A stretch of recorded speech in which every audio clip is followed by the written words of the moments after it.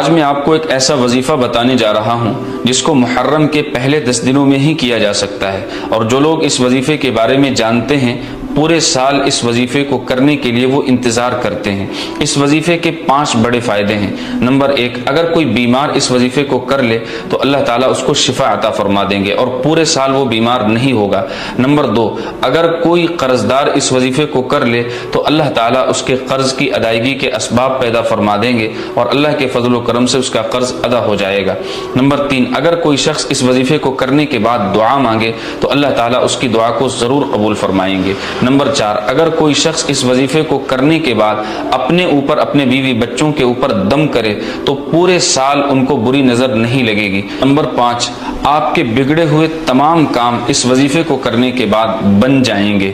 وظیفہ یہ ہے کہ آپ کو اول آخر 3 مرتبہ درود شریف پڑھنا ہے اور 21 مرتبہ آیت کریمہ لا الہ الا انت سبحانک انی کنت من الظالمین پڑھیں اور 11 مرتبہ اللہ تعالیٰ کا نام یا رحمان پڑھیں۔